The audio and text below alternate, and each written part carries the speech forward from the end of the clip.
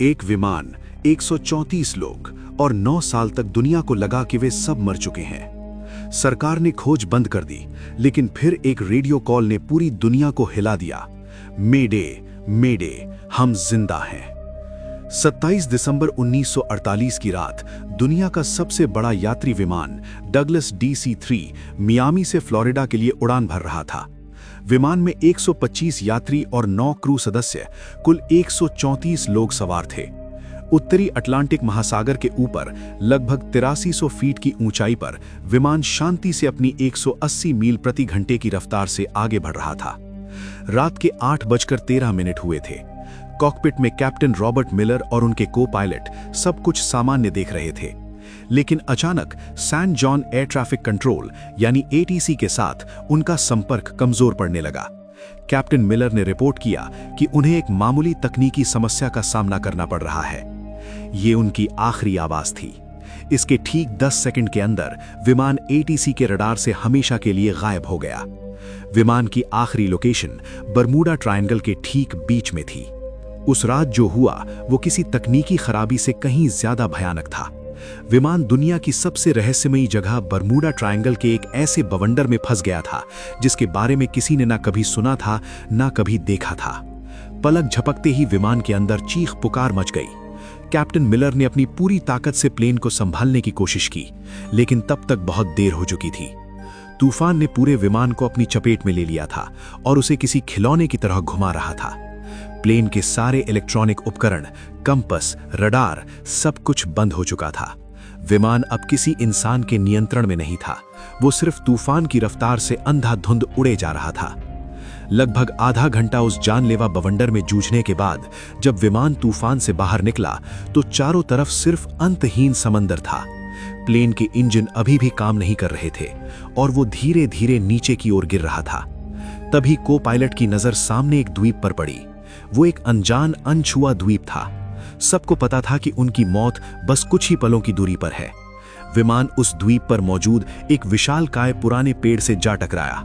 पेड़ की सैकड़ों मोटी डालियों ने विमान को किसी जाल की तरह अपने अंदर फंसा लिया, और यही वो चमत्कार था जिसने 134 लोगों की जान बचा ली। विमान के पेड़ में फंस जाने से यात्रियों की जान तो बच गई, लेकिन ये एक दर्दनाक शुरुआत थी। विमान के अंदर से कराहने और रोने की आवाजें आ रही थीं। कैप्टन रॉबर्ट मिलर, जिनका सिर एक पैनल से टकराया गया था, होश में आते ही हरकत में आ गए। उन्होंने तुरंत लोगों को शांत कराया। विमान में सवार एक retired army doctor Evelyn read ने बिना समय गवाए घायलों की देखभाल शुरू कर दी। कुल 10 लोग गंभीर रूप से घायल थे। किसी का हाथ टूटा था, किसी का पैर, तो 2 लोगों के सिर पर गहरी चोटें आई थीं। बाकी सभी लोग सदमे में थे, लेकिन सुरक्षित थे। जब सब धीरे धीरे विमान से नीचे उतरे तो उन्होंने महसूस किया कि वे कहां आ फंसे हैं। ये एक ऐसा द्वीप था जो किसी नक्शे पर मौजूद नहीं था। चारों तरफ घना जंगल, अजीबोगरीब पेड़ पौधे और एक अनजानी खामोशी थी। सबसे पहली और सबसे बड़ी चुनौती थी पानी। हर कोई प्यासा था, लेकिन पूरे द्वीप पर दूर दूर तक किसी नदी, झरने या साफ पानी के स्रोत का कोई निशान नहीं था। उनकी एकमात्र उम्मीद अब सिर्फ बारिश का पानी थी।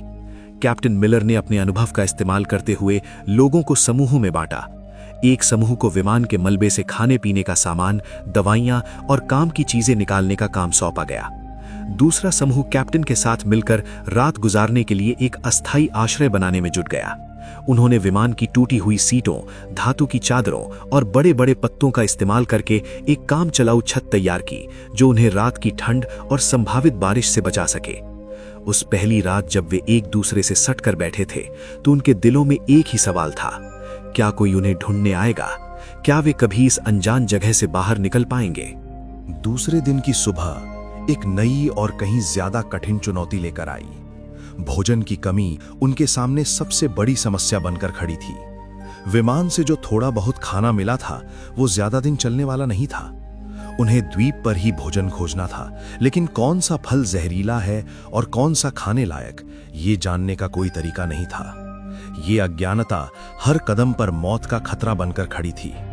इसी कोशिश में एक अधेड़ उम्र के व्यक्ति ने एक अनजान फल खा लिया और कुछ ही घंटों में उसकी तड़प तड़प कर मौत हो गई। ये द्वीप पर हुई पहली मौत थी जिसने सभी को अंदर तक हिलाकर रख दिया। पहली बार सबको ये एहसास हुआ कि वे सिर्फ फंसे नहीं हैं, बल्कि हर दिन मौत के बेहद करीब जी रहे हैं। डर, सदमा और अनिश्चितता पूरे समूह पर भारी पड़ने लगी। इस घटना के बाद लोगों में डर और सीमित भोजन को लेकर पहला संघर्ष शुरू हुआ, लेकिन कैप्टन मिलर और डॉक्टर एवलिन ने स्थिति को संभाला और लोगों को टूटने नहीं दिया। इसी बीच विमान में मौजूद इंजीनियर आर्थर वैस में टूटे हुए रेडियो को ठीक करने की कोशिश शुरू की। कई घंटों की कड़ी मशक्कत के बाद वो एक कमजोर सा सिग्नल भेजने में कामयाब रहा। उसने अपनी आखिरी लोकेशन और मदद का संदेश भेजा, लेकिन सामने से कोई जवाब नहीं आया। रेडियो की बैटरी खत्म हो चुकी थी और संपर्क का एकमात्र जरिया भी हमेशा के लिए टूट चुका था। दिन बीतते गए। जब 10 दिन बाद भी बचाव का कोई संकेत नहीं मिला, तो 4 लड़कों और एक लड़की का सब्र जवाब दे गया। एक रात जब सब गहरी नींद में थे, वे चुपके से विमान के मलबे से बनी एक छोटी सी नाव लेकर समुद्र में उतर गए। उन्हें लगा कि मरने से बेहतर है कोशिश करना। वे फिर कभी लौटकर नहीं आए। उनका क्या हुआ, वे कहां गए, ये एक रहस्य बनकर रह गया। उनके जाने के बाद बचे हुए लोगों को यह एहसास हो गया कि अब उन्हें लंबे समय तक इसी द्वीप पर रहना पड़ेगा। उम्मीद की जगह धीरे धीरे मजबूरी ने ले ली। कैप्टन मिलर ने सभी को इकट्ठा किया और एक स्थायी व्यवस्था बनाने का प्रस्ताव रखा। काम का बंटवारा किया गया। एक टीम रोज जंगल में जाकर भोजन और फल इकट्ठा करती, दूसरी टीम आश्रय को मजबूत बनाने और उसकी मरम्मत का काम संभालती। डॉक्टर एवलिन और कुछ अन्य लोग घायलों और बीमारों की देखभाल में जुट गए। दूसरी ओर अमेरिकी सरकार ने विमान को खोजने के लिए इतिहास का सबसे बड़ा सर्च ऑपरेशन शुरू किया था।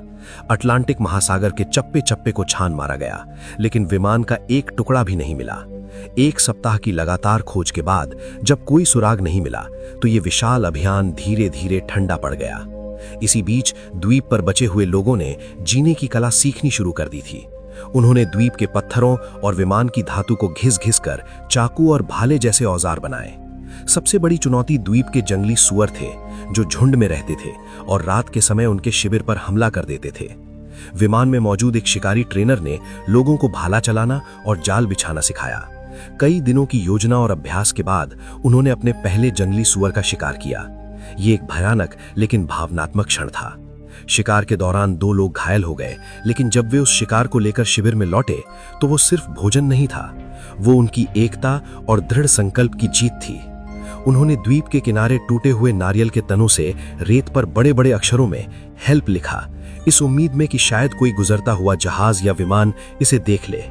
हर दिन वे उसी दिशा में नजरें गड़ाए रहते थे। 6 महीने बीत चुके थे।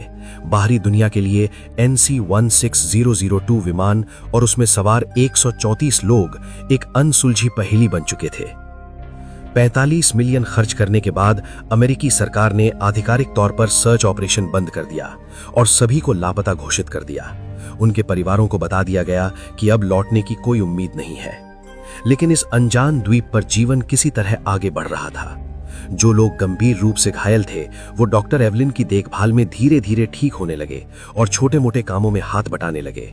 फिर भी बीमारी और निराशा के कारण कुछ और लोगों की मौत हो गई। अब द्वीप पर केवल 114 लोग बचे थे। उन्होंने अपने मृतकों को सम्मान के साथ दफनाना शुरू किया और एक दूसरे का मानसिक सहारा बने। रात में जब सब आग के चारों ओर बैठते, तो अपने पुराने जीवन की कहानियां सुनाते और कभी कभी गाने भी गाते। लगभग 1.5 साल बाद द्वीप पर पहली बार किसी बच्चे की किलकारी गूंजी, जिसने सबके दिलों में एक नई उम्मीद जगा दी। लगभग 1.5 साल बाद द्वीप पर जन्मे उस बच्चे ने सभी के भीतर जीने की एक नई वजह भर दी थी। समय बीतता गया और 2 साल पूरे हो चुके थे। इस दौरान उन्होंने द्वीप पर जीना सीख लिया था। उन्होंने छोटी मोटी खेती शुरू कर दी थी और मछली पकड़ने के नए नए तरीके ईजाद कर लिए थे। फिर भी सभ्य दुनिया में लौटने की इच्छा उनके दिलों में जिंदा थी, जो हर रात उन्हें बेचैन रखती थी। इंजीनियर आर्थर वेंस के नेतृत्व में सभी ने मिलकर एक बड़ी नाव बनाने का फैसला किया। ये उनका अब तक का सबसे बड़ा और सबसे महत्वाकांक्षी प्रोजेक्ट था। महीनों की कड़ी मेहनत के बाद उन्होंने विमान के टुकड़ों, लकड़ी और बेलों का उपयोग करके एक बड़ी और मजबूत नाव तैयार की। जिस दिन उन्होंने उस नाव को समुद्र में उतारा, वो दिन किसी त्योहार से कम नहीं था।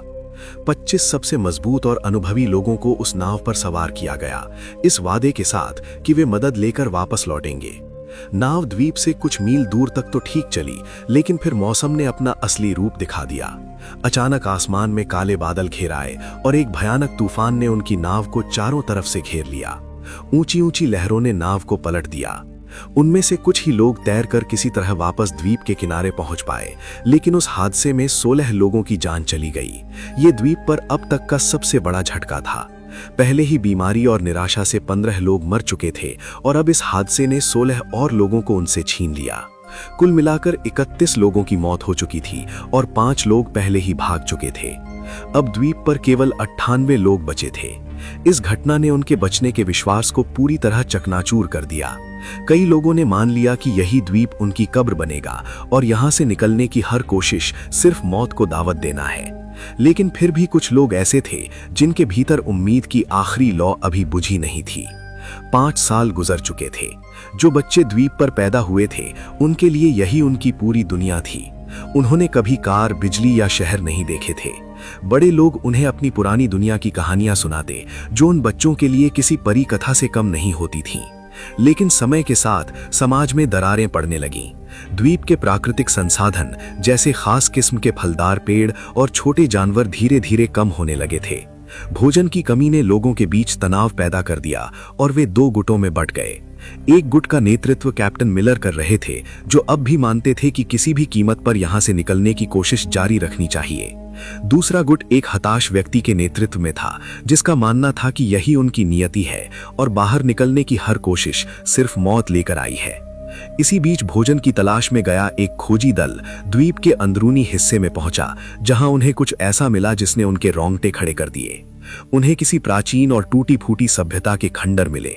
उन खंडरों के पास एक गुफा के अंदर उन्हें एक इंसान का कंकाल मिला, जिसके पास धातु का एक छोटा सा जंग लगा टुकड़ा पड़ा था। वो टुकड़ा किसी पुराने विमान का हिस्सा लग रहा था। इससे साफ हो गया कि वे इस द्वीप पर फंसने वाले पहले लोग नहीं थे। बरमूडा ट्रायंगल का रहस्य और भी गहरा हो गया। क्या इस द्वीप पर कोई श्राप था? क्या यहाँ आने वाला हर इंसान यहीं मर जाता है? इन सवालों ने उनके दिलों में डर और निराशा को और मजबूत कर दिया। 7 साल बीत चुके थे और इन 2 सालों में तनाव, बीमारी और भोजन की कमी के कारण 16 और लोगों की मौत हो गई थी। अब उनकी संख्या घटकर सिर्फ 82 रह गई थी। लोग जीने की उम्मीद लगभग छोड़ चुके थे और बस किसी तरह दिन काट रहे थे। तभी 8वें साल की एक दोपहर द्वीप पर एक भयानक चक्रवात आया। तेज हवाओं और मूसलाधार बारिश ने उनके बनाए आश्रयों और फसलों को पूरी तरह तबाह कर दिया। वे खुले आसमान के नीचे भीगते हुए कांप रहे थे और सोच रहे थे कि शायद अब अंत आ गया है। लेकिन कुछ ही हफ्तों बाद द्वीप एक जोरदार भूकंप से कांप उठा। जमीन ऐसे हिल रही थी जैसे फट जाएगी। पहाड़ टूटकर गिरने लगे और पेड़ जड़ से उखड़ गए। हर कोई अपनी जान बचाने के लिए इधर-उधर भाग रहा था। अनजाने में यही भूकंप उनके उद्धार का कारण बनने वाला था। भूकंप के कारण विमान का वो मलबा जो सालों से एक ही जगह पड़ा था, अपनी जगह से खिसक गया। उसके नीचे दबे कुछ तार और उपकरण बाहर आ गए। भूकंप के कुछ दिन बाद जब सब कुछ शांत हुआ तो इंजीनियर आर्थर वेन्स टूटे हुए मलबे का निरीक्षण कर रहा था। तभी उसकी नजर विमान के उस रेडियो पर पड़ी जो अब एक अलग कोण पर पड़ा था। उसी समय वैज्ञानिकों के अनुसार एक तीव्र सौर तूफान यानी सोलर फ्लेयर उठा, जिसने पृथ्वी के चुंबकीय क्षेत्र को प्रभावित किया। शायद इसी खगोलीय घटना या हिले हुए तारों के जुड़ जाने से एक चमत्कार हो गया। आर्थर ने जैसे ही रेडियो का एक स्विच दबाया, उसमें से हल्की सी खरखराहट की आवाज आई। उसके दिल की धड़कन तेज हो गई। उसने कांपते हाथों से बचे खुचे तार जोड़े और 9 साल में पहली बार रेडियो की हरी बत्ती जल उठी। उसने तुरंत माइक उठाया और कांपती आवाज में कहा, मेडे मेडे मेडे। ये फ्लाइट NC-16002 है। क्या कोई सुन रहा है? हम जिंदा हैं। मियामी के एयर ट्रैफिक कंट्रोल में बैठे ऑपरेटर को जब यह संदेश सुनाई दिया तो उसे अपने कानों पर यकीन नहीं हुआ। लेकिन जब आर्थर ने विमान का रजिस्ट्रेशन नंबर, कैप्टन का नाम और उड़ान की तारीख बताई तो पूरे कंट्रोल रूम में सन्नाटा छा गया। अमेरिकी सरकार ने तुरंत रेस्क्यू ऑपरेशन दोबारा शुरू कर दिया। द्वीप पर मौजूद लोग दिन रात आग जलाकर धुआं करते रहे। पूरे 9 साल बीत चुके थे। एक सुबह जब बचे हुए 82 लोग जागे तो दूर क्षितिज पर एक छोटा सा धब्बा दिखाई दिया। वो धब्बा धीरे धीरे बड़ा होता गया और आखिरकार वो एक अमेरिकी नौसेना का जहाज निकला। उस जहाज को देखते ही 9 साल का दर्द, पीड़ा और इंतजार आंसुओं के सैलाब में बह निकला। लोग रो रहे थे, हंस रहे थे और एक दूसरे को गले लगा रहे थे। जब बचाव दल द्वीप पर उतरा तो वे उस दृश्य को देखकर सन्न रह गए। जिन्हें दुनिया 9 साल पहले मरा हुआ मान चुकी थी, वे आज उनके सामने खड़े थे। उनकी वापसी की कहानी ने पूरी दुनिया को हिला दिया। एक साल बाद 1958 में लेखक जेम्स बाल्डविन ने इन बचे हुए लोगों के अनुभवों पर आधारित किताब लिखी जिसका नाम था lost in the echo of 9 years, survival of flight NC-16002। ये किताब अमेरिका की सबसे ज्यादा बिकने वाली किताबों में से एक बनी और ये साबित कर गई कि उम्मीद की एक छोटी सी किरण भी सबसे घने अंधेरे को चीर सकती है।